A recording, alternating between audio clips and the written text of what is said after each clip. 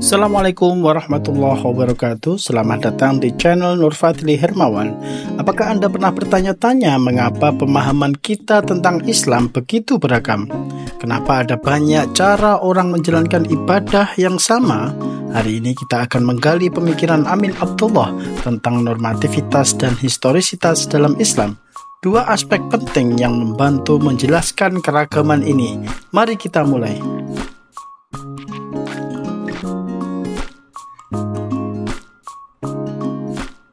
Pertama-tama, mari kita fahami apa yang dimaksud dengan normativitas dan historisitas dalam kajian Islam. Islam normatif itu berfokus pada ajaran dasar Islam, terutama yang tertuang dalam Al-Quran dan Hadis. Pendekatan ini mengkaji hukum-hukum dan doktrin-doktrin yang dianggap absolut dan universal. Contohnya adalah prinsip-prinsip dasar seperti ketauhidan, keesaan Allah, dan kewajiban sholat 5 waktu merupakan bagian dari ajaran normatif Islam.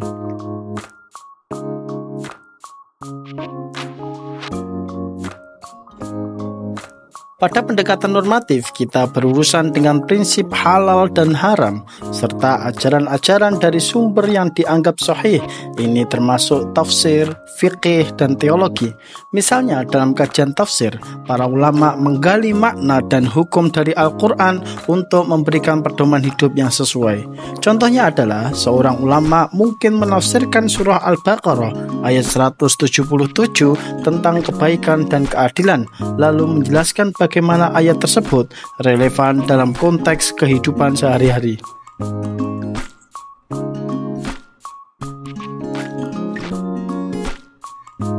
Sebaliknya, pendekatan historisitas mencoba untuk memahami Islam dalam konteks yang lebih luas.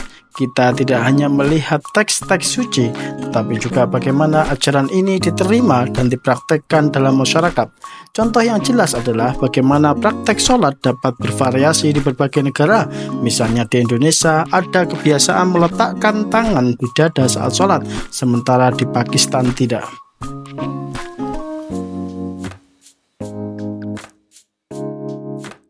Normativitas dan historisitas tidak bisa dipisahkan. Amin Abdullah berpendapat bahwa keduanya saling mengisi. Memahami Islam secara komprehensif memerlukan pendekatan dari kedua sisi ini.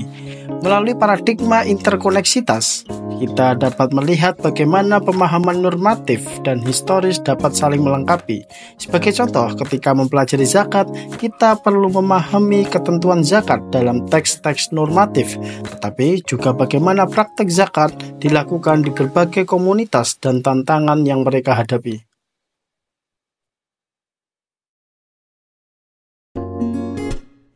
Sebagai kesimpulan, pemikiran Amin Abdullah memberikan panduan bagi kita untuk memahami Islam secara lebih holistik. Kita perlu mengakui bahwa ajaran agama tidak bisa dipisahkan dari konteks sosial dan sejarahnya.